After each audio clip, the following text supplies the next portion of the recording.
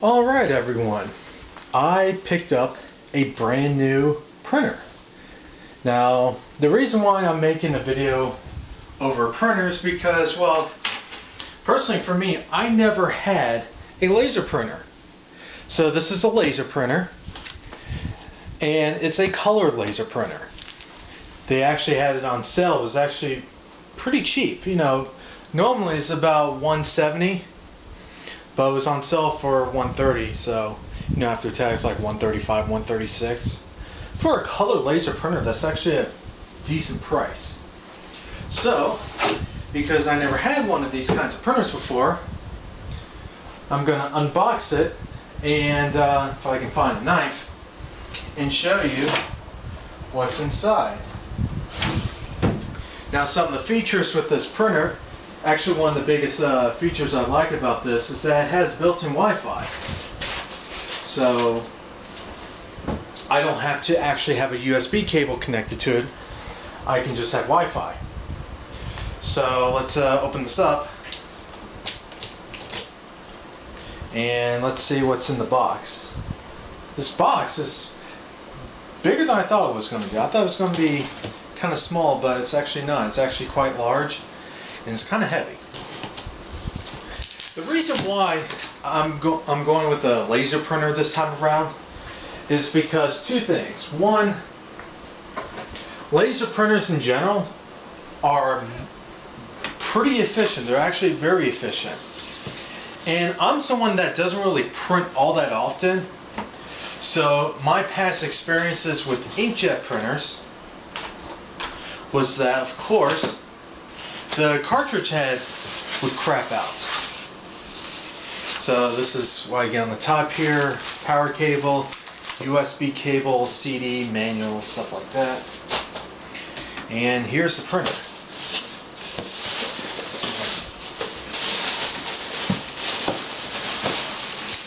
Oh, damn, that thing's heavy. Obviously there's nothing else in there, so we'll just toss that over there.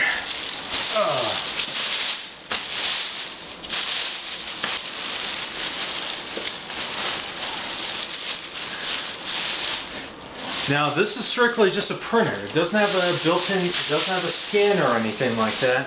Which honestly, for me, I could really care less about the scanner part. The one I have currently hooked up, it's a printer slash scanner. I've only used the scanner maybe twice in its lifetime. So honestly, I'd rather have a fairly decent, put it this way, I'd rather have Wi-Fi in the printer than a scanner. But that's just me. But here it is. Let's take a closer look at it. So obviously here are the controls here. There's a Wi-Fi button. And let's see. That little thing there. So I guess this is where the paper comes out. Paper trays in there.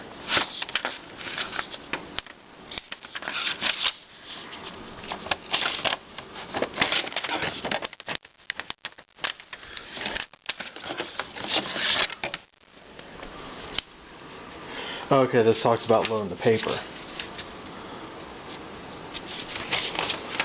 Oh, so the paper actually just stays all concealed inside? Oh, sweet. Okay, that's actually kind of cool right there. Because one thing I don't like is paper just sticking out. You know what? I'll find out when I actually have this hooked up. So let's hook it up. By the way, my old one's right here. I mean, it wasn't a bad printer, but honestly, I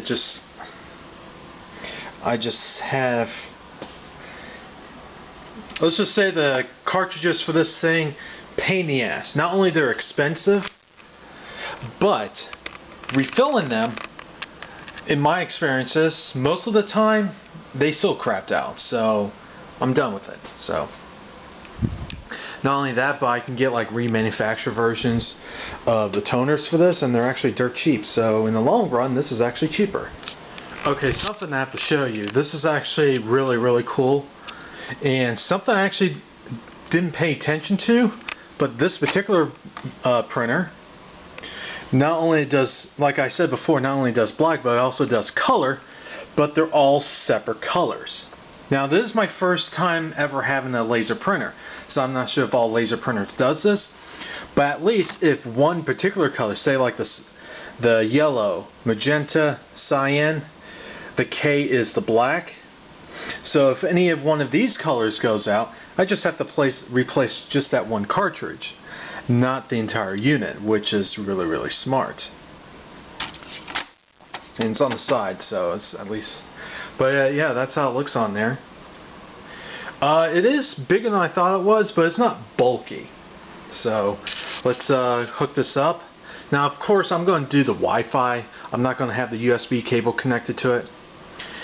For some reason, at least with my old one, I don't know if it's a particular cable I was using, but it always kept doing USB 1.1.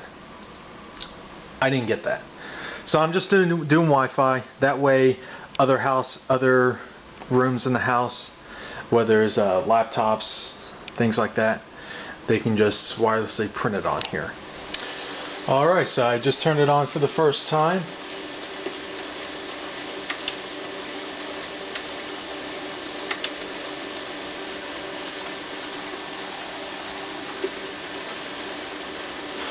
And I'm just going through the menus up here.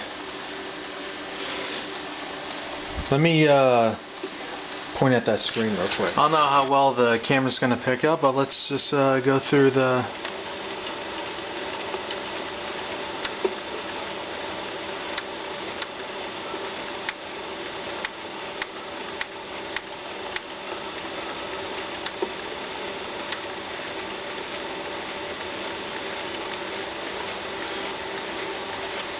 And if I hold that down, yeah.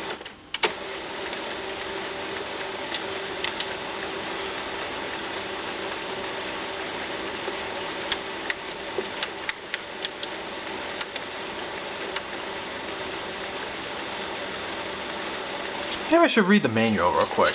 Okay, so I looked it over in the manual, and apparently you can go in the menu and just manually type in your password for the Wi-Fi, and it'll connect it that way. So that's what I ended up doing. For some reason, the easy setup button on the Wi-Fi router wasn't working, or wasn't doing anything for some reason.